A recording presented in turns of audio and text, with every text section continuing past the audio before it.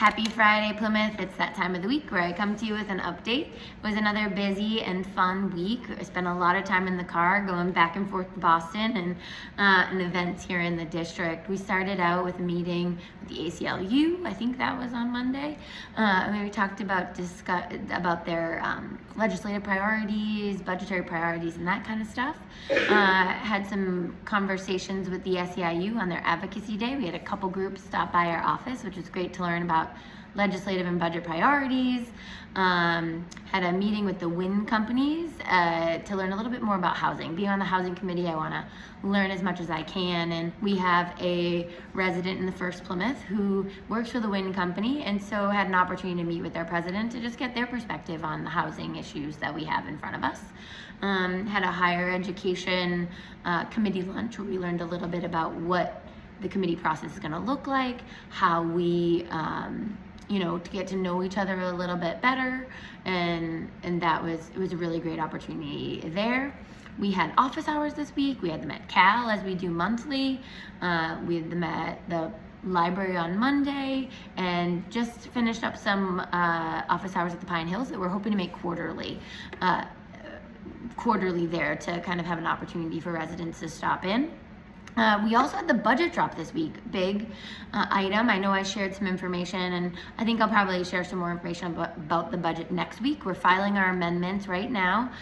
We have until 5 o'clock today, so getting all that done, but I'll come to you with a better update.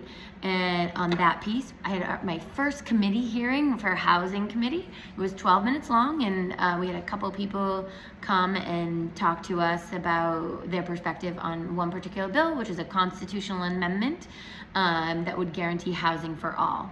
So that was really interesting and fun to participate in my first hearing as a member. We had a briefing that I attended, which one of them was the Alliance for Vocational Technical Education, and Mark Duffy, the director of CCTE programs at the Plymouth Public Schools, was there, so it was great to see him. Went to a Cape Bridges discussion that Senator Fernandez held at Mass Maritime. It was great to be able to hear where we are in the process now and where we're going. So there'll be more information coming our way, and I believe we're going to do one probably in South Plymouth. Representative Fernandez has talked about making sure that we that we do them, that he's going to do them quarterly. There's what I was trying to say, around his district. So we'll have one in Cedarville, South Plymouth area.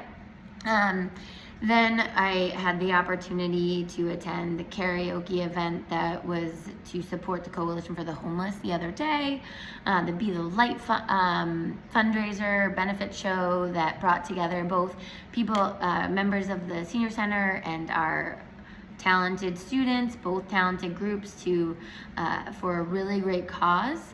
And it was just wonderful to see both interacting with each other from the Cal and Plymouth North.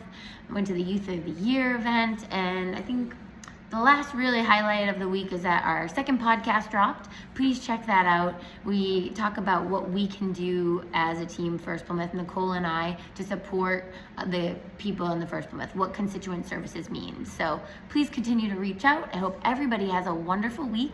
And if you want any updates on anything specific, please let us know, and have a wonderful weekend.